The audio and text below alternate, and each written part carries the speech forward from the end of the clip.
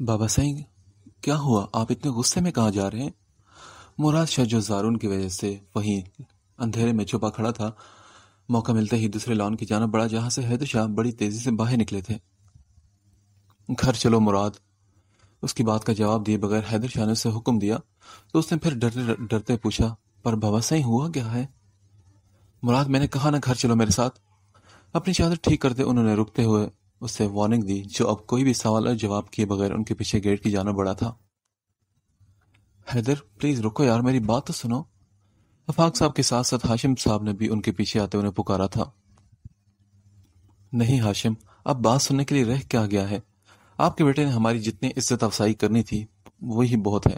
ہاشم صاحب نے آگے بڑھتے ان کا بازو تھام کر روکا تو حیدر شاہ نے اپنی آواز نیچے رکھتے اپنی ناراضگی کا اظہار کیا۔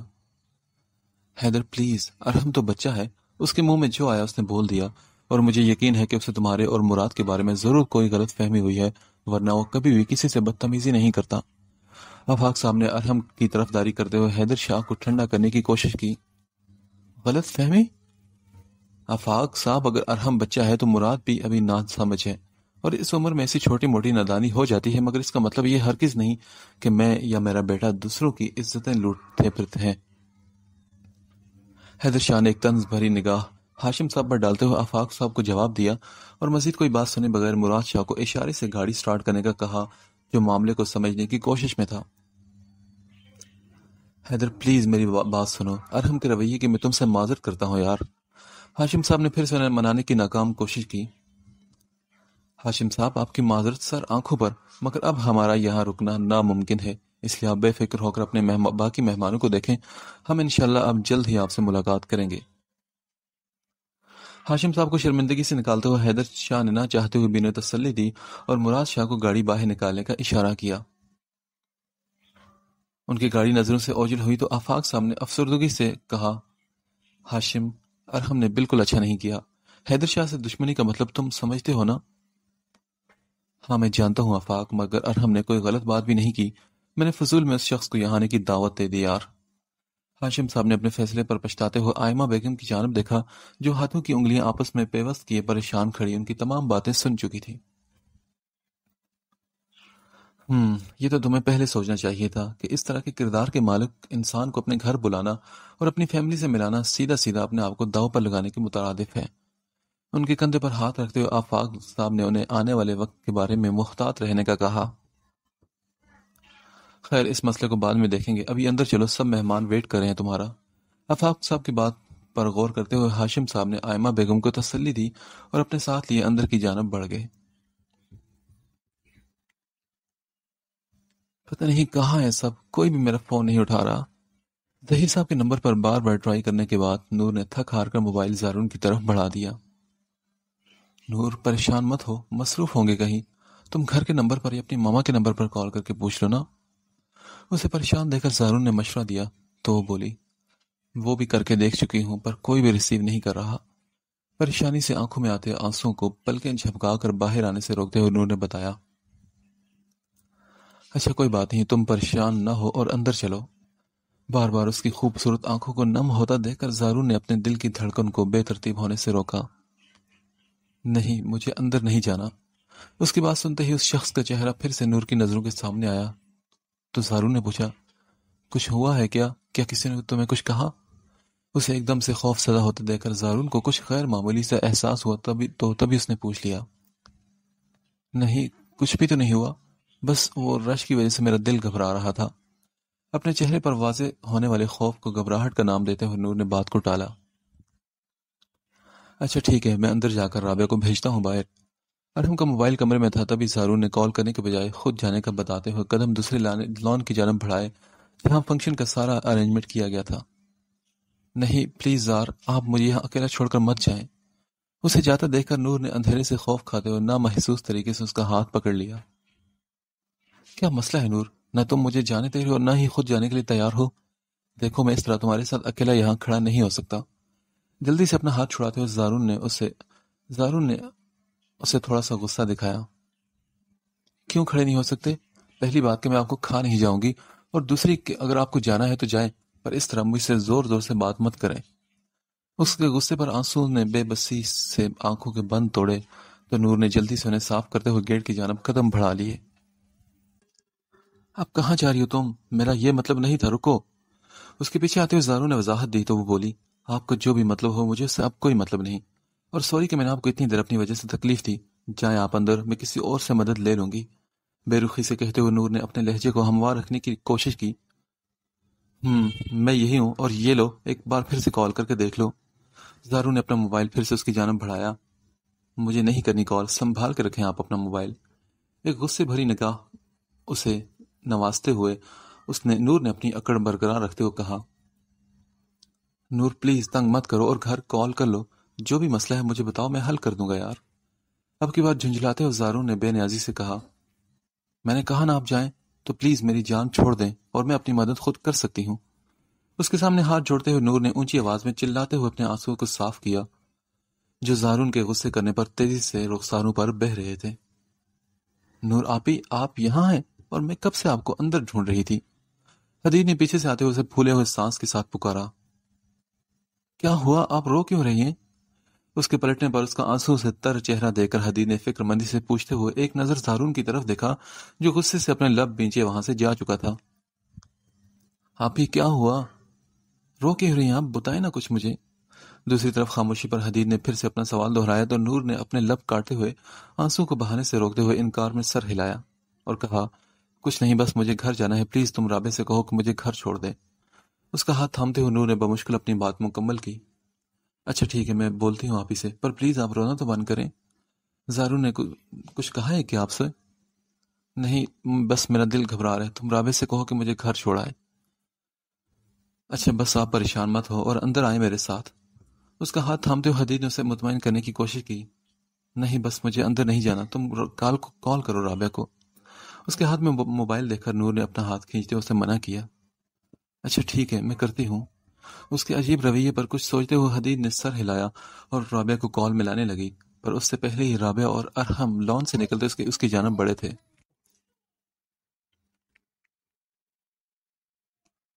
نور کیا ہو آپ تمہیں؟ ارحم نے قریب آتے ہوئے اسے روتا دیکھ کر فکر مندی سے پوچھا تو وہ بولی، کچھ نہیں ارحم بھائی مجھے بس گھر جانا ہے پلیز۔ انکار میں سر ہلاتے ہوئے نور نے پھر سے اپنی وہی بات دہرائی۔ لیکن ہوا کیا ہے؟ زارو نے ہمیں آ کر بتایا تو ہم پریشان ہی ہو گئے، کسی نے کچھ کہا ہے کیا؟ رابع نے اسے اپنے ساتھ لگاتے ہوئے پوچھا تو وہ بولی، نہیں کچھ نہیں کہا، بس میرا موبائل گر گیا اور گھر سے کوئی کال ریسیو نہیں کر رہا تھا، اس لیے مجھے گھبراہٹ ہو رہی ہے۔ اپنے رونے کی معقول وجہ بتاتے ہوئے نور نے ان تینوں کی جانب دیکھا جو چہرے پر پریشانی لیے اسے دیکھ رہے تھے۔ اچھا بس پریشان مت ہو اور چلو میں تمہیں چھوڑ دیتا ہوں۔ رابع کو بھی چلنے کا اشارہ کرتے ہوئے ارحم نے نور کو تسلی دی اور اپنی گاڑی کی جانب بڑھ گیا۔ چھپکلی، چڑیل، بدتمیز، پتہ نہیں سمجھتی کیا ہے خود کو۔ ارحم اور رابعہ کو نور کے بارے میں بتانے کے بعد زارون نے زیر لب اسے بہت برا بھلا کہا۔ زارون کہاں تھے تمہارے ابو کب سے جانے کا بول رہے ہیں؟ عابدہ بیگم نے اسے بڑبڑاتا دیکھ کر پوچھا۔ جی یہی تھا امی، کیا ہوا، اتنی جلدی کیوں جانا ہے، آپ نے کھانا کھایا؟ ایک ہی سانس میں کئی سوال پوچھتے ہوئے زارون نے اپنی گھڑی پر ٹائم دیکھا تو رات کا 1 بج چکا تھا۔ ہاں بیٹے کھانا کھا لیے، بس تم چلو، معاذ بھی گھر میں ویٹ کر رہا ہوگا۔ اس کی بات کا جواب دیتے ہوئے عابدہ بیگم نے مسز گیلانی کو اشارے سے سلام کیا جو ان کو دیکھتے ہی قریب آ چکی تھی۔ کیسی ہیں آپ عابدہ، اور یہ زارون ہے نا؟ حال احوال پوچھنے کے بعد انہوں نے اس کی جانب متوجہ ہوتے ہوئے اندازہ لگایا تو عابدہ بیگم نے کہا، جی یہ زارون ہے۔ ماشاءاللہ کافی بڑا اور ہینڈسم ہو گیا ہے میرا بیٹا۔ ان کے دیکھتے ہی زارون نے بھی مروتاً انہیں سلام کیا تو مسز گیلانی نے اس کے کندھے پر ہاتھ رکھتے ہوئے تھپکی دی۔ جی مسز گیلانی، بس بچوں کو بڑا ہونے میں کون سی دیر لگتی ہے، آپ سنائیں، کیا گیلانی بھائی کیسے ہیں اور فائقہ؟ جی سب ٹھیک ہے، فائقہ ساتھ ہی آئی ہے میرے۔ اپنی بیٹی کو آواز دیتے انہوں نے خوش دلی سے بتایا تو زارون نے عابدہ بیگم کو احمد صاحب کو دیکھنے کا بولا اور فائقہ کے ان کی جانب آنے سے پہلے مسز گیلانی سے معذرت کرتا وہاں سے چلتا بنا۔ نور پلیز چپ کر جاؤ نا آپ، یہ دیکھو ہم بس پہنچ گئے گھر۔ باہر اس کے گھر کی طرف اشارہ کرتے ہوئے رابعہ نے اسے چپ کروایا جو سارے راستے روتی آئی تھی۔ ان کی گاڑی کے ساتھ ہی ظہیر صاحب کی گاڑی بھی گھر کے دروازے پر رکی تو نور نے ارحم کی بریک لگاتے ہی جلدی سے دروازہ کھول کر باہر نکلنے کی کوشش کی۔ ماما کیا ہوا، آپ ٹھیک ہے نا؟ پچھلے دروازے سے نائلہ بیگم کو باہر آتا دیکھ کر نور نے فکر مندی سے پوچھا۔ رضا کیا ہوا رضا کو، اور یہ چوٹ کیسے لگی؟ مجھے لگ رہا تھا کہ ضرور کوئی مسئلہ ہے، تبھی آپ لوگ میرا فون نہیں اٹھا رہے۔ اپنے کزن کے سہارے رضا کو گاڑی سے باہر آتا دیکھ کر نور نے آگے بڑھتے اس کے پاؤں بازو پر لگی چوٹ کو دیکھا۔ کچھ نہیں ہوا، ٹھیک ہے رضا، اور تم کس کے ساتھ آئی ہو؟ نائلہ بیگم نے اس کی سوجی ہوئی آنکھوں اور سرخ چہرے کو دیکھ کر اسے تسلی دی۔ السلام علیکم آنٹی، کیا ہوا رضا کو؟ رابعہ نے بھی اس کے پیچھے آتے ہوئے فکر مندی سے پوچھا۔ وعلیکم السلام، بس بیٹا تھوڑا سا فریکچر آیا ہے اسے۔ نور کو تمہاری طرف چھوڑ کے آیا تو اپنے دوستوں کے ساتھ کھیلنے چلا گیا اور واپسی پر بائک سے گر گیا، مگر اللہ کا شکر ہے کہ اس نے زیادہ پریشانی سے بچا لیا۔ اسے تفصیل بتاتے ہوئے انہوں نے اس کے پیچھے کھڑے لڑکے کو دیکھا تو رابعہ نے کہا، آنٹی یہ ارحم ہے۔ ان کے دیکھنے پر ارحم نے بھی آگے بڑھ کر انہیں سلام کیا۔ وعلیکم السلام، جیتے رہو بیٹا۔ بہت معذرت بیٹا آپ لوگوں سے کہ ہماری وجہ سے آپ کو تکلیف اٹھانی پڑی۔ ارحم کو رضا اور نور کے ساتھ مصروف دیکھ کر نائلہ بیگم نے رابعہ سے معذرت کی۔ کوئی بات نہیں آنٹی، آپ پریشان مت ہوں۔ انہیں تسلی دیتے ہوئے رابعہ نے ارحم سے چلنے کا کہا۔ بیٹا آپ لوگ رک جاتے نا، اندر بھی نہیں آئے آپ لوگ۔ اپنے پریشانی میں نائلہ بیگم کو ہوش ہی نہیں رہا کہ وہ باہر کھڑی ان سے باتیں کر رہی تھی۔ آنٹی کوئی بات نہیں، ہم کل چکر لگا لیں گے، آپ بس اپنا اور رضا کا خیال رکھیے گا، اور آنٹی میری بہن کا بھی خیال رکھیے گا۔ تو ابا کتنا روتی ہے۔ ویسے آنٹی کون سا پلانٹ فٹ کروایا ہے آپ نے اس کی آنکھوں میں؟ رابعہ کی آخری بات سنتے ہی ارحم نے شرارت سے نور کو چھیڑا جو ابھی بھی رضا کا معائنہ کرتے ہوئے رو رہی تھی۔ پتہ نہیں بیٹا، یہ بات تو آج تک مجھے بھی معلوم نہیں ہوئی۔ اس کی بات پر مسکراتے ہوئے نائلہ بیگم نے لا علمی کا اظہار کیا تو رابعہ سمیت ارحم بھی مسکرانے لگا۔ ٹھیک ہے آنٹی، خدا حافظ۔ رابعہ نے ان کے ساتھ ساتھ نور کو بھی بائے بولا جو ان کو فراموش کیے بس رضا کے ساتھ لگی ہوئی تھی۔ بابا صحیح، آپ نے مجھے ادھر یہ سب کیوں نہیں بتایا؟ حیدر شاہ کی پوری بات سننے کے بعد مراد شاہ نے غصے سے پاگل ہوتے ہوئے دیوار پر ہاتھ مارا۔ تمہارے اسی غصے اور جذباتی پن کی وجہ سے میں نے تم سے وہاں بات نہیں کی، کیونکہ میں جانتا تھا کہ تم اپنی طبیعت کی تیزی کی وجہ سے سارا بنا بنایا کام خراب کر دو گے، اور تم کیا سمجھتے ہو کہ تمہارے باپ نے کوئی کچی گولیاں کھیلی ہیں؟ نہیں مراد شاہ، میں نے جو کچھ بھی کیا بہت سوچ سمجھ کر کیا۔ اپنے سوچ پر کہہ لگاتے ہوئے حیدر شاہ نے ارحم کے چہرے کو تصور میں لاتے ہوئے کہا، بیٹا میں نے کبھی بھی اپنی بے عزتی کو اتنی جلدی نظر انداز نہیں کیا، مگر جو کرتا ہوں تو سوچ سمجھ کر کرتا ہوں، تاکہ سانپ بھی مر جائے اور لاٹھی کا نشان تک نہ ملے کسی کو۔ اور وہ کل کا لڑکا بڑی بھڑکے مار رہا تھا نا، اب تم دیکھنا کہ حیدر شاہ اس کا کیا انجام کرتا ہے۔ پہلے تو بس اس نے تم سے ٹکر لی تھی، مگر اب اس کا سامنا مجھ سے ہوا ہے۔ کرسی سے اٹھ کر مراد شاہ کے کندھے پر ہاتھ رکھتے ہوئے حیدر شاہ نے انتقام کی آگ میں جلتے ہوئے اپنی آنکھوں کو زور سے بند کیا۔ بابا سائیں، اب میں مزید اس لڑکے کو زندہ نہیں چھوڑ سکتا۔ مجھے اپنی پرواہ نہیں، مگر اس نے جو آپ کے ساتھ کیا، میں اسے جلد از جلد ایسا سبق سکھاؤں گا کہ اس کی 7 نسلیں یاد رکھیں گی۔ ان کے ہاتھ پر ہاتھ رکھتے ہوئے تسلی دیتے مراد شاہ نے دانت پیسے۔ ہم تو اس کے سبق کا پہلے ہی انتظام کر چکے ہیں بیٹا، اس لیے تم یہ سب چھوڑو اور کل رات کی ایک بڑی پارٹی کے لیے تیار ہو جاؤ، جس کے بعد ہم نے تمہارے لیے ایک نئے چہرے کا بھی انتظام کر رکھا ہے۔ اپنی سوچ کے پردوں پر رابعہ کا عکس بناتے ہوئے انہوں نے مراد شاہ کو مسکرا کر دیکھا۔ شکریہ بابا سائیں۔ ان کا ہاتھ احترام سے چوم کر اپنی آنکھوں پر لگاتے ہوئے مراد شاہ نے انہیں آرام کرنے کا کہا اور اپنے کمرے کی جانب بڑھ گیا۔ نور آپی بس کریں یار، اور پلیز جا کر منہ ہاتھ دھو لیں۔ اب تو مجھے آپ کی طرف سے دیکھ کر خوف آنے لگ گیا ہے۔ اپنے دل پر ہاتھ رکھتے ہوئے رضا نے سانس روکے اس کے چہرے پر بکھرے ہوئے کاجل کو دیکھ کر جھرجھری لی۔ نہیں، میں کہیں نہیں جاؤں گی، میں یہی رہوں گی تمہارے پاس۔ اچھا ٹھیک ہے، کہیں مت جائیں پلیز، مگر اپنا چہرہ تو دھو لیں، اس سے پہلے کہ آپ کی ڈراؤنی شکل دیکھ کر مجھے ہارٹ اٹیک آ جائے۔ اس کی حالت دیکھ کر رضا نے بمشکل اپنی ہنسی کنٹرول کرتے ہوئے کہا، رضا تم تو ہو ہی بدتمیز، یہاں میں تمہارے غم میں رو رو کر پاگل ہو رہی ہوں اور تمہیں میرا مذاق اڑانے کی پڑی ہے۔ جاؤ، میں تم سے بات نہیں کر رہی۔ اس سے خفگی کا اظہار کرتے ہوئے اٹھ کر اپنے کمرے میں آ گئی۔ بھلائی کا تو زمانہ ہی نہیں۔ منہ میں بڑبڑاتے ہوئے اس نے کمرے میں داخل ہو کر شیشے کی جانب دیکھا۔ ہائے اللہ، یہ میرے چہرے کو کیا ہوا؟ منہ کھولے شیشے کے قریب آ کر خود کو غور سے دیکھتے ہوئے اس نے واش روم کی جانب دوڑ لگائی۔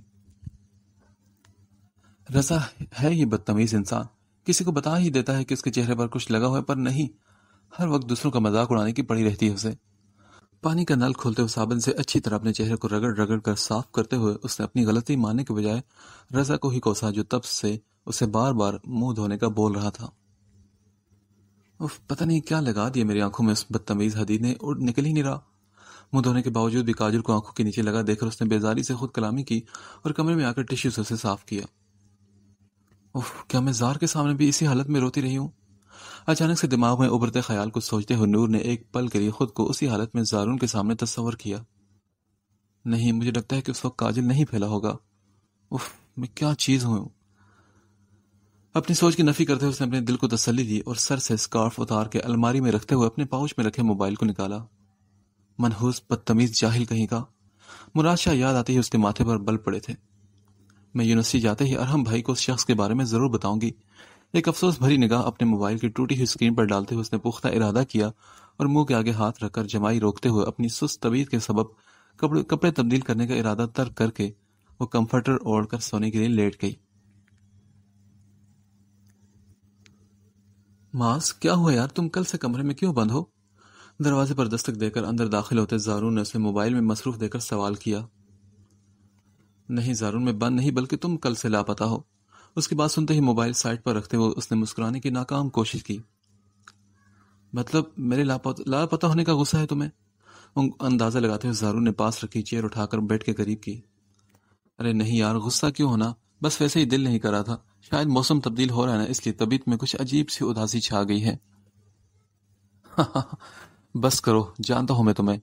اور یہ اداسیاں موسم نہیں بلکہ انسان کے اپنے اندر کی ہوتی ہیں، جنہیں وہ ان موسموں کی تبدیلی کا نام دے کر خود کو ہر الزام سے بری قرار دیتا ہے۔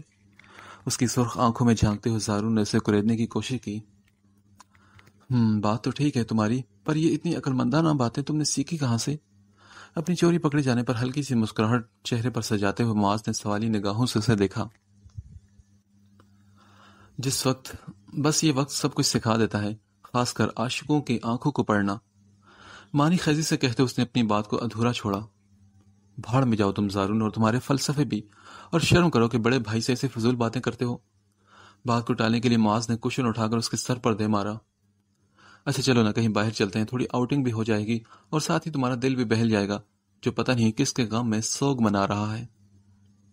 زارون، تم سدھر نہیں سکتے نا؟ امی ٹھیک کہتی ہیں کہ ارحم بیچارے کا تو نام ہی بدنام ہے، اصل فساد کی جڑ تو تم ہو۔ اسے مزید باتیں کرنے کا موقع فراہم کیے بغیر معاذ نے بیڈ سے اٹھتے ہوئے برش اٹھا کر اپنے بالوں میں پھیرا۔ ہاں، بس کبھی غرور نہیں کیا میں نے۔ سر خم کرتے ہوئے زارون نے اپنی تعریف پر عاجزی کا مظاہرہ کیا۔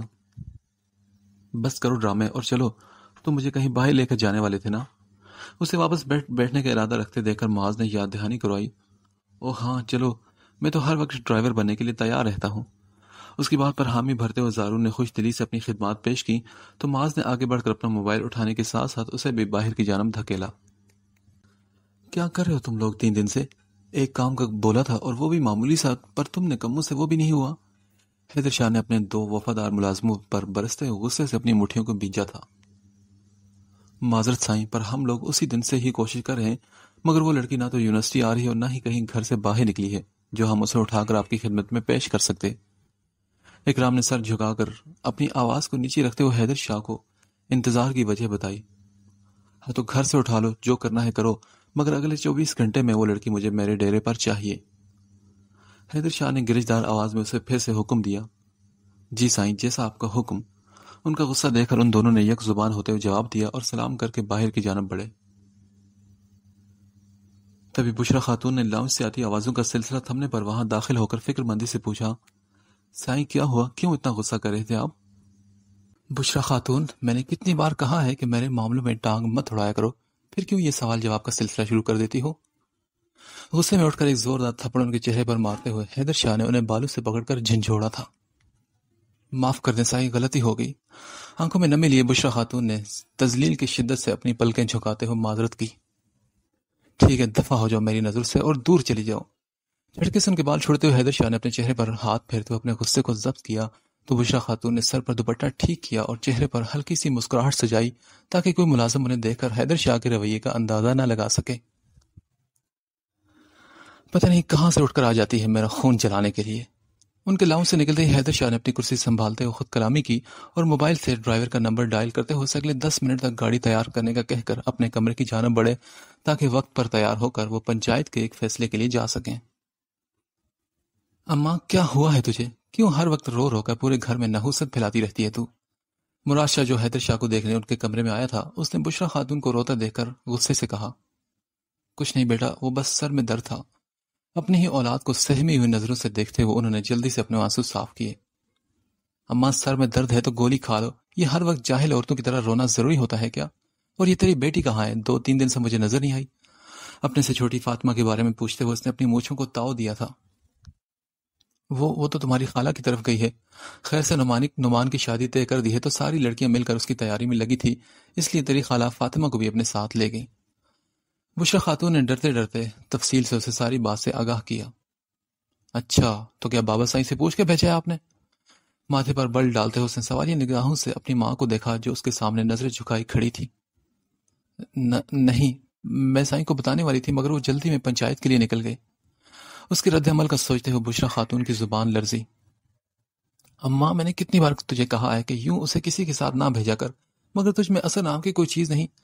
بابا سائیں بالکل ٹھیک کہتے ہیں کہ تو جاہل ہونے کے ساتھ ساتھ ڈھیٹ بھی ہے۔ پتہ ہے آج کل کے باہر کے کیا حالات ہیں؟ لوگ بھوکے بیڑیوں کی طرح تاک لگائے بیٹھے ہیں، اور اماں میں بتا رہا ہوں کہ اگر تیری یا تیری بیٹی کی وجہ سے میرے یا بابا سائیں کی عزت پر کوئی حرف آیا تو میں تم دونوں کو یہاں زندہ گاڑ دوں گا۔ غصے سے چلاتے ہوئے مراد شاہ نے انگلی اٹھا کر انہیں وارننگ دی اور پھر لمبے لمبے قدم بھرتا نکل گیا۔ یا اللہ، میرے بیٹے کے دل میں رحم پیدا کر۔ میں نے شوہر کے ظلم تو چپ کر کے برداشت کر لیے، پر بیٹے کے اس طرح کے رویے کو سہنے کی طاقت اب مجھ میں نہیں۔ رحم کر میرے مالک۔ اس کے جاتے ہی بشرا خاتون نے ہاتھ اٹھا کر دعا کی، اور اس سے پہلے کہ مراد شاہ خود فاطمہ کو لینے پہنچتا، انہوں نے الماری سے اپنی چادر نکال کر اوڑھتے ہوئے باہر کا رخ کر لیا۔ اس سے اگلے دن ہی ان چاروں نے یونیورسٹی کا رخ بھی کر لیا تھا، اور ہم جب یونیورسٹی کے لیے نکلا تو ہاشم صاحب نے اسے انگلی پر گاڑی کی چابی گھماتے ہوئے باہر کی جانب جاتا دیکھ کر روکا اور پوچھا، ارحم کہاں جا رہے ہو تم؟ میں یونیورسٹی جا رہا ہوں۔ ان کی طرف دیکھے بغیر ہی اس نے مختصر سے جواب دیتے ہوئے آگے بڑھنے لگا۔ ٹھیک ہے تم جاؤ، مگر میرے گارڈز تمہارے ساتھ جائیں گے۔ اب سے تم جہاں جہاں جاؤ گے یہ تمہارے ساتھ رہیں گے۔ کیا مطلب ہے آپ کا؟ پہلی بات یہ ہے کہ میں کوئی بچہ نہیں جو ان گارڈز کی پوری فوج اپنے ساتھ لیے پھروں، اور دوسری بات یہ ہے کہ میں اپنی حفاظت کرنا جانتا ہوں، اس لیے آپ کو میرے لیے پریشان ہونے کی ضرورت نہیں۔ اور ہم ضرورت ہو یا نہ ہو، پر اب میں تمہاری یہ منمانی مزید برداشت نہیں کروں گا۔ اس دن تم میرے روکنے کے باوجود بھی حیدر شاہ سے بدتمیزی کر کے ایک غلطی کر چکے ہو، مگر اب میں تمہیں یوں اکیلا چھوڑ کر دوسری غلطی کرنے نہیں دے سکتا۔ تمہیں ذرا بھی احساس ہے کہ حیدر شاہ کے بندے تمہاری طاق میں بیٹھے ہوں گے کہ کب تم گھر سے نکلو اور کب تمہیں وہ اپنی گولی کا نشانہ بنا کر حیدر شاہ کی بے عزتی کا بدلہ لے لیں۔ اسے دبے لفظوں میں آنے والے وقت کے سنگین نتائج سے باخبر کرتے ہوئے ہاشم صاحب نے ہوشیار رہنے کا کہا۔ آپ بے فکر رہیں، میں اپنا خیال رکھوں گا، اور یوں میری پرواہ کر کے مجھے خوش فہمی میں مبتلا مت کریں پلیز۔ تنزیہ مسکراتے ہوئے ارحم نے ان کی مزید کوئی بات سنے بغیر باہر کا رخ کر لیا۔ یہ لڑکا کبھی میری بات نہیں سنتا۔ اس کی باتوں سے پریشان ہو کر ہاشم صاحب نے اپنے لب کاٹے اور کچھ سوچتے ہوئے موبائل اٹھا کر اپنے گارڈز کو کال کرنے لگے تاکہ انہیں ارحم پر نظر رکھنے کا بول سکیں۔ دوسری جانب یونیورسٹی پہنچتے ہی نور کا سب سے پہلا سامنا زارون سے ہوا، جو پارکنگ میں اپنی گاڑی کھڑی کرتے ہوئے گیٹ سے اندر داخل ہو رہا تھا۔ اسے خاموشی سے اپنے قریب سے گزرتا دیکھ کر نور نے اسے آواز دی، زار بات سنیں۔ اپنے ہی دھیان میں چلتے زارون نے سر اٹھا کر اس کی طرف دیکھا اور بولا، جی کیسے ہیں آپ؟ میں ٹھیک ہوں۔ وہ مجھے سوری کہنا تھا آپ سے۔ سوری؟ مگر کس بات کے لیے؟ وہ اس رات میں نے آپ سے بدتمیزی کی نا، اس لیے، حالانکہ میں بالکل بھی بدتمیز نہیں ہوں۔ وہ دراصل کوئی میرا فون نہیں اٹھا رہا تھا نا، پر اوپر سے اس بدتمیز انسان نے اس سے مجھے ڈرایا اور ساتھ ہی میرا موبائل بھی توڑا۔ اپنی ہی دھن میں بولتے اسے پتہ ہی نہ چلا کہ کب اس کے منہ سے مراد شاہ کی حرکت کے بارے میں بات نکل گئی تھی۔ کیا کہا تم نے؟ کس نے تمہارا موبائل توڑا تھا؟ باقی کی بات کو نظر انداز کرتے ہوئے زارون نے اس کی ادھوری چھوڑی جانے والی بات کو پکڑتے ہوئے سوالی نگاہوں سے دیکھا۔ نہیں، مجھے نہیں پتا وہ کون تھا، بلکہ کوئی نہیں تھا۔ ٹھیک ہے، اور مجھے کسی بات کا غصہ نہیں، اگر تم نہیں بتانا چاہتی تو تمہاری مرضی۔ اسے بات کو گول کرتا دیکھ کر زارون نے کچھ سوچتے ہوئے جواب دیا، اوہ تھینک یو زار، آپ بہت اچھے ہیں، پر مجھے لگتا ہے کہ اب آپ کو بھی مجھ سے سوری کہنا چاہیے۔ میں کیوں کہوں سوری؟ مطلب میں نے تو کوئی غلطی نہیں کی۔ ایک نظر اس کے صفاف خوبصورت چہرے کو دیکھتے ہوئے زارون نے جھٹ سے اپنی نظریں پھیر کر کہا، آپ نے مجھے ڈانٹا تھا نا، اور وہ بھی اتنی زور سے۔ پہلے کبھی کسی نے مجھے ایسے نہیں ڈانٹا۔ ایک تو میں پہلے ہی پریشان تھی، مجھے ڈر لگ رہا تھا، اوپر سے آپ نے بھی مجھے ڈانٹا اور آنکھیں بھی دکھائیں۔ اسے اپنی طرف گھورتا دیکھ کر نور نے شکایت کی، اچھا ٹھیک ہے سوری، میں دوبارہ تمہیں نہیں ڈانٹوں گا اور نہ ہی آنکھیں نکال کر دیکھوں گا۔ اس کی بات پر مسکراہٹ چھپاتے ہوئے زارون نے معذرت کی، اٹس اوکے، پر میں آپ کو یہ آخری بار معاف کر رہی ہوں. اگر آپ نے دوبارہ مجھ سے زور سے بات کی تو میں کبھی بھی آپ سے بات نہیں کروں گی. اب بس آپ جائیں. توبہ، صبح صبح آپ کی شکل دیکھ لی. اب پتہ نہیں اب میرا دن کیسا گزرے گا. اسے جانے کا راستہ دیتے ہوئے نور نے خود کلامی کی تو زارون نے رک کر پھر اسے گھورا اور کچھ کہے بغیر چلا گیا. ہائے اللہ، پتہ نہیں کیوں میری زبان اس شخص کو دیکھ کر اتنی کڑوی ہو جاتی ہے. اس کے پیچھے ہی پچھلے گراؤنڈ کی جانب بڑھتے ہوئے نور نے اپنی بے اختیاری پر خود کو کوسا تھا. بابا سائیں، یہ آج آپ کو اچانک کوئٹہ جانے کا خیال کہاں سے آ گیا؟ سب خیریت تو ہے نا؟ گاڑی ڈرائیو کرتے ہوئے مراد شاہ نے کب سے اپنے دماغ میں چلتے سوال کو زبان پر لا کر پوچھا. مراد شاہ، خیریت ہے، بس ایک ضروری کام ہے، اسی سلسلے میں جا رہے ہیں. اپنے موبائل سے نظر ہٹاتے حیدر شاہ نے اسے بند کر کے سامنے ڈیش بورڈ پر رکھتے ہوئے بتایا. کون سا کام ہے بابا سائیں؟ نظریں سڑک پر جمائے مراد شاہ کی زبان پر پھر سے کھجلی ہوئی تو وہ بولے. کام کی نوعیت کا تمہیں اندازہ ہے ہی، مگر اس بار پولیس کی ناکہ بندی کی وجہ سے کافی مشکلات ہیں، اور ہمارے دو ذمہ دار بندوں کو بھی پولیس نے شک کی بنیاد پر اپنی حراست میں لے لیا ہے، جس کی وجہ سے مجھے خود جانا پڑ رہا ہے تاکہ آج رات بیرون ملک ہونے والی لڑکیوں کی سمگلنگ میں کوئی مسئلہ درپیش نہ ہو. حیدر شاہ نے تفصیل کے ساتھ اسے ساتھ لانے کی وجہ بتائی جو مراد شاہ چاہ کر بھی پوچھ نہیں پایا تھا. اچھا ٹھیک ہے، میں سمجھ گیا بابا سائیں، سب اچھے سے ہو جائے گا. ان کی بات سنتے ہی مراد شاہ نے تسلی دی اور اپنی پوری توجہ ڈرائیونگ کی طرف کر لی. زارون سے ملنے کے بعد ارحم یونیورسٹی سے نکلا اور ابھی کچھ فاصلہ اس نے طے کیا تھا کہ اس کے موبائل پر حدید کی کال آنے لگی. خیر، یہ سالی صاحبہ کو آج میری یاد کیسے آ گئی؟ حدید کا نام دیکھتے ہی مسکراتے ہوئے ارحم نے کال ریسیو کی. زہ نصیب ہونے والی سالی صاحبہ، آج آپ کو میری یاد کیسے آ گئی؟ چہکتے ہوئے ارحم نے اس کے کچھ کہنے سے پہلے اسے چھیڑتے ہوئے کہا. ارحم بھائی، آپ کہاں ہیں؟ پلیز رابع سے میری بات کروا دیں. دوسری طرف حدید کی روتی ہوئی آواز ابری. کیا ہو، تم رو کیوں رہی؟ سب خیریت ہے نا؟ وہ ارحم بھائی، امی کی طبیعت اچانک سے خراب ہو گئی ہے اور میں اور ابو نے لے کر ہاسپٹل آئے ہیں. میں نے کئی بار رابع آپی کو کال کی پر ان کا نمبر بند جا رہا ہے، پلیز آپ انہیں بتا دیں. ڈرائیور بھی کب کا انہیں لینے گیا ہوا ہے. روتے ہوئے اپنی بات مکمل کرتے ہوئے حدید نے اپنے آنسو صاف کیے. اچھا تم پریشان مت ہو حدید، میں خود رابع کو لے کر آتا ہوں. اسے تسلی دے کر ارحم نے گاڑی یونیورسٹی کی جانب ریورس کی تھی. جی بس پلیز جلدی آ جائیے گا، اسے ہاسپٹل کا نام بتاتے ہوئے حدید نے کہا اور ظفر صاحب کی آواز پر ان کی جانب چلی گئی. یونیورسٹی پہنچتے ہی نور اور رابعہ سے گیٹ پر ہی مل گئی تھی. گاڑی سے اتر کر ان کے قریب آتے ارحم نے پھولی ہوئی سانسوں کے ساتھ اس سے پوچھا. رابعہ، تمہارا موبائل کیوں بند ہے؟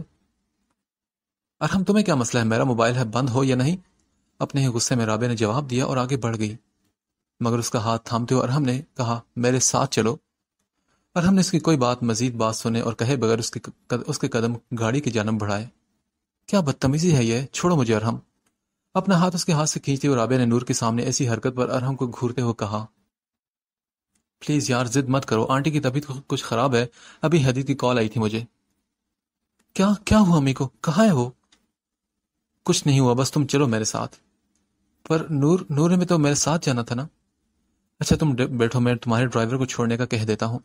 گاڑی کا دروازہ کھولتے ہوئے ارحم نے متلاشی نظروں سے رابعہ کی گاڑی کو دیکھا جو کچھ فاصلے پر کھڑی تھی. نور آؤ میرے ساتھ، اس کی جانب بڑھتے ہوئے ارحم نے اسے کہا جو ابھی رابعہ کی امی کا سنتے ہی پریشان ہو گئی تھی. ڈرائیور کو رستہ سمجھاتے ہوئے ارحم نے گاڑی کا پچھلا دروازہ کھول کر کہا. نور، یہ تمہیں گھر چھوڑ دے گا، اوکے؟ نہیں ارحم بھائی، میں چلی جاؤں گی نا، آپ رابعہ کو لے کر جائیں، میں بابا کو کال کر دیتی ہوں، وہ مجھے لینے آ جائیں گے. نور پلیز چلی جاؤ نا، کچھ نہیں ہوتا.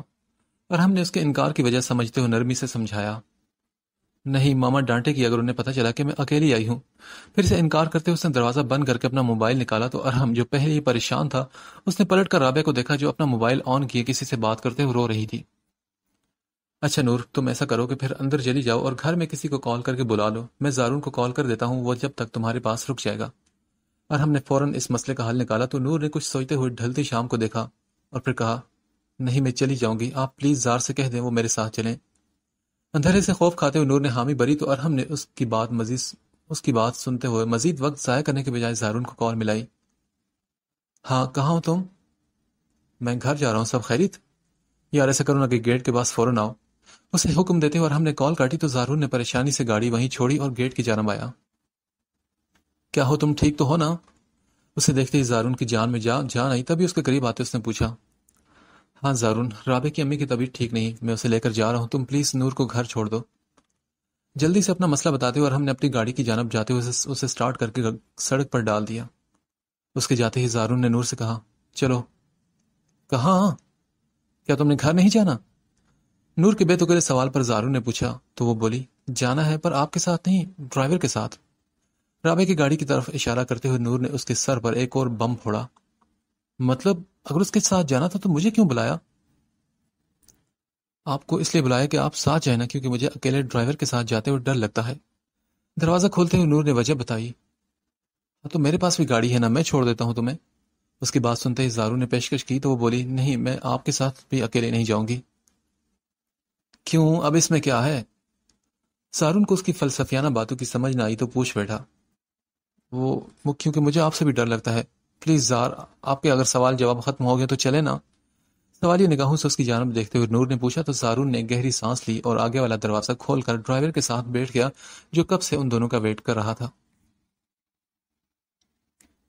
آج یہ لڑکی ہمارے ہاتھ سے نہیں بچے گی، بہت خوار کیا ہے اس نے، اکرام نے اپنے بندے سے بات کرتے ہوئے دانت پیستے ہوئے اپنے ساتھی سے کہا جو ڈرائیونگ سیٹ سنبھالے بیٹھا تھا۔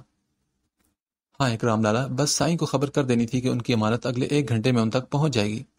اس کی بات سنتے ہی شیرے نے مشورہ دیا، نہیں شیرے، ابھی نہیں، ابھی ذرا اس بلبل کو ہاتھ تو آ لینے دو، پھر سائیں کو بتائیں گے۔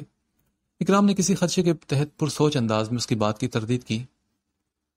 ٹھیک ہے، بس تم سہیل سے رابطے میں رہو تاکہ گاڑی کا پتہ چلتا رہے۔ اس کی بات سمجھتے ہوئے شیرے نے سر ہلایا اور گاڑی کو ایک سائڈ پر لگا کر سگریٹ جلا لی۔ نائلہ، یہ نور کہاں ہے؟ جب سے میں آئی ہوں نظر نہیں آئی۔ نبیلہ بیگم نے چائے وغیرہ پینے کے بعد گھڑی کی جانب دیکھتے ہوئے سوال کیا۔ وہ آج یونیورسٹی گئی ہے نا، اس کا آج اسپورٹس ڈے تھا اس لیے لیٹ ہو گئی ہے، بتانے کے ساتھ انہوں نے اس کے اب تک نہ آنے کی وضاحت پیش کی۔ اتنا لیٹ؟ 6 بج چکے ہیں نائلہ، میرے خیال سے لڑکیوں کا اتنی دیر باہر رہنا اچھی بات نہیں ہوتی۔ ایک نظر صحن میں چھائے ہوئے اندھیرے کو دیکھتے ہوئے نبیلہ بیگم نے اپنی ناپسندیدگی کا اظہار کیا۔ ہاں بس پہلے تو کبھی لیٹ نہیں ہوئی، پتہ نہیں آج کیوں اتنا وقت لگا دیا۔ ان کی بات پر خود بھی پریشان ہوتے ہوئے نائلہ نے جواب دیا اور رضا کو آواز لگائی جو عدیل کے ساتھ باتوں میں مصروف تھا۔ رضا، ذرا فون کرو کہ نور سے پوچھو کب تک آئے گی۔ جی ماما، ابھی 10 منٹ پہلے ہی میری بات ہوئی تھی، آپ ہی آ رہی ہیں، آپ پریشان مت ہوں۔ انہیں مطمئن کرتے ہوئے واپس عدیل کی طرف مڑا تو نبیلہ بیگم نے کہا، نائلہ تھوڑا دھیان رکھا کرو، وہ لڑکی ذات ہے، یوں راتوں کو گھر آنا کوئی اچھے چال چلن تو نہیں ہوتا۔ رضا کی بات سنتے ہی نبیلہ بیگم نے اپنے ہاتھ میں پہنے سونے کے کنگن پر ہاتھ پھیرتے ہوئے ناگواری سے اسے مشورہ دیا۔ باجی کیسی باتیں کر رہی ہیں آپ؟ میری نور ایسی نہیں، اور وہ تو کبھی بھی کہیں نہیں جاتی، آپ کو پتا ہے نا ظہیر کا اس معاملے میں کتنے سخت ہیں۔ پر اب ہم بچوں کو قید کر کے بھی تو نہیں رکھ سکتے نا، پڑھائی کے ساتھ ساتھ دوسری سرگرمیوں میں بھی حصہ لینا ضروری ہوتا ہے۔ ان کی بات کا برا مناتے ہوئے نائلہ بیگم نے کپ اٹھا کر ٹرے میں رکھے۔ ہاں بس ٹھیک ہے، دھیان رکھا کرو نائلہ، دوسری ایکٹیویٹیز میں حصہ لیتے لیتے کہیں اور ہی نہ نکل جائے تمہاری بیٹی۔ ویسے بھی آج کل کی لڑکیاں توبہ ہے بھائی، پڑھائی کے نام پر ماں باپ کی آنکھوں میں دھول جھونکتے معلوم نہیں کیا کچھ کرتی پھرتی ہیں۔ نبیلہ بیگم نے عدیل کے رشتے پر انکار کرنے والی بات کا غصہ نکالتے ہوئے نائلہ بیگم پر مزید طنز کیا جو ان کی ایسی باتوں کی وجہ اچھے سے جانتی تھی اور سمجھتی تھی۔ تبھی خاموشی سے ٹرے اٹھا کر وہ کچن کی جانب چلی گئی۔ اور کتنا ٹائم لگے گا؟ کب سے ہم یہاں پہ رکے ہیں؟ گاڑی کو پچھلے 10 منٹ سے ایک ہی جگہ پر رکے دیکھ کر نور نے زارون کو اپنی طرف متوجہ کیا۔ مجھے کیا پتا، مجھے کون سا تمہارے گھر کے ایڈریس کا الہام ہوا جو بتا سکوں کہ کتنا ٹائم لگے گا۔ سڑک پر گرے ہوئے درخت کو دیکھتے ہوئے زارون نے بھی اکتائے ہوئے لہجے میں جواب دیا اور خود بھی گاڑی سے نکل کر ڈرائیور کی مدد کرنے لگا جو پہلے سے ہی 2 آدمیوں کی مدد سے اسے ہٹانے کی کوشش میں لگا تھا۔ یہ تو بہت بھاری ہے، اتنی آسانی سے سائڈ پہ نہیں ہوگا۔ کچھ دیر کوشش کرنے کے بعد ان میں سے ایک آدمی نے ہار مانتے ہوئے باقی سب کو مزید کوشش کرنے سے روکا۔ صاحب کیا ہم دوسرے راستے سے چلیں؟ ڈرائیور نے اس آدمی کی بات سنتے ہی زارون سے پوچھا۔ نہیں، دوسرے راستے سے اس وقت جانا ٹھیک نہیں، تم رکو ذرا۔ کچھ سوچتے ہوئے زارون نے موسم کے تیور خراب دیکھ کر اپنا رخ گاڑی کی جانب کیا جہاں نور بے چینی سے بیٹھی انہیں دیکھ رہی تھی۔ اس کے قریب آتے ہی نور نے پوچھا، کیا ہوا؟ کچھ نہیں، درخت بہت بھاری ہے، سائڈ پہ نہیں ہو رہا اور موسم بھی خراب ہونے والا ہے۔ گھر کہاں پہ تمہارا؟ مطلب کوئی ایڈریس وغیرہ معلوم ہے؟ گاڑی کی شیشے کے پاس جھکتے ہوئے زارون نے ڈرائیور سے پوچھنے کے بجائے اس سے سوال کیا تو نور نے سر ہلا کر اٹک کر اسے اپنے گھر کی لوکیشن سمجھانے کی کوشش کی۔ مطلب ڈرائیور ٹھیک کہہ رہا تھا، اس کالونی میں جانے کے لیے تو یہ 2 ہی راستے ہیں۔ اس کی بات سنتے ہی زارون نے خود کلامی کرتے ہوئے ڈرائیور کو آواز لگائی اور نور کو گاڑی سے اترنے کا کہا۔ آپ گاڑی لے جائیں، میں خود ہی چھوڑ دوں گا۔ دوسرے راستے سے جانا کسی خطرے سے خالی نہیں تھا۔ تبھی زارون نے فیصلہ کرتے ہوئے اسے کہا، نہیں، میں آپ کے ساتھ اکیلے کہیں نہیں جاؤں گی۔ اس کی بات سنتے ہی نور نے جھٹ سے جواب دیا اور واپس گاڑی میں جا بیٹھی۔ نور پلیز ضد مت کرو، دوسرا راستہ خطرناک ہے، ہم اس وقت وہاں سے نہیں جا سکتے اور یہ درخت یہاں سے صبح تک نہیں ہٹے گا، اس لیے ہم اسے پیدل ہی پار کر کے آگے جا کر کوئی گاڑی وغیرہ دیکھ لیں گے۔ زارون نے اس کے انکار پر سمجھانے کی کوشش کی تو وہ بولی، نہیں نا، میں نے کہا نا مجھے آپ کے ساتھ کہیں اکیلے نہیں جانا۔ انکار کرتے ہوئے نور نے اپنے موبائل کو دیکھا جو بیٹری لو ہونے کی وجہ سے بند ہو چکا تھا۔ ٹھیک ہے، چلیں آپ دوسرے راستے سے ہی۔ اس کی ضد کے آگے ہتھیار ڈالتے ہوئے زارون نے غصے سے ڈرائیور کو کہا، جو سر ہلا کر گاڑی سٹارٹ کر کے پیچھے کی جانب ریورس کرنے لگا۔ ان کی گاڑی کی دوسری سمت زیادہ دیکھ کر سہیل نے موبائل سے نمبر ڈائل کرتے ہوئے کہا، سائیں آپ کا کام ہو گیا۔ شاباش سہیل، بس تم گاڑی کا پیچھے کرتے رہو تاکہ یہ کام آج ہی پورا ہو سکے۔ دوسری طرف چہرے پر ایک مکروہ مسکراہٹ لیے اکرام نے اسے ہدایت دی تو سہیل نے جی اچھا کہہ کر موبائل بند کر کے جیب میں رکھا اور اپنی بائک سیدھی کرتے ہوئے اپنے ساتھی کو آواز لگائی جو ابھی بھی درخت کو دھکا دے رہا تھا۔